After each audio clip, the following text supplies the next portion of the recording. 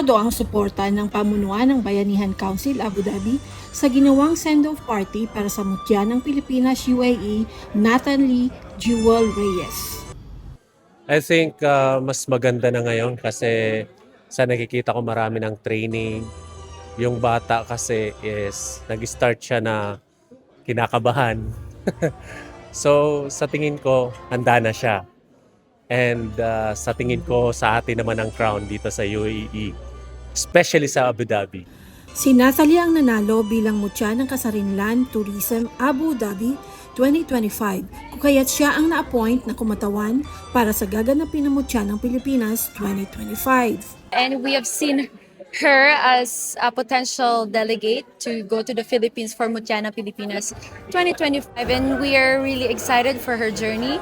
And yeah, I believe that she would do amazing things. She will do great on the national stage in the Philippines. Kaya naman, walang pagsigla ng tuwa ang kanyang magulang na todo suporta sa kanyang anak. I'm very, very proud. At the same time, overwhelmed because we didn't expect, hindi namin po inakala na mapupunta sa kanya yung crown. But yeah, I'm so overwhelmed sa mga suporta ng especially taga Abu Dhabi. Ito ang unang pagkakataon ni Natalie na sumabak sa mas malaking kompetisyon. So what I expect po, well, first of all, to prepare for the role, I'm going to be praying a lot. Obviously, I need a lot of prayers and support from everyone. And I'll have to train my pasarela, and I really have to exercise and learn to wake up early because that's what I'm struggling with. Ayon sa franchisee at organizer ng Mutya ng Pilipinas UAE, handa nang sumabak si Natalie sa mas malaking kompetisyon tulad ng Mutya ng Pilipinas.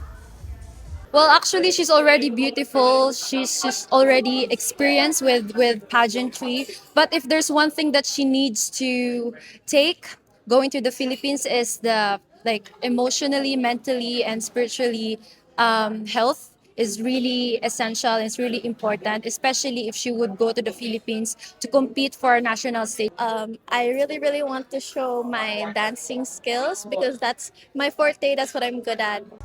Gagamitin din niya ang pagkakataon na maipakita ang kanyang advokasya para sa mga kabataan. My advocacy is care for the youth and the elderly because that's something that I see not a lot of people talk about, especially in the Philippines where there's a lot of elderly and there's a lot of youth that are getting abandoned right now. Umaasa naman ang kanyang mga taga-suporta na makukuha niya ang korona. So as a product ng mutya ng Kasarinlan, so I'm so proud of Natalie and I hope that crown will be here. For Natalie, I wish her good luck for the upcoming events in Philippines. So hope she will bring the crown.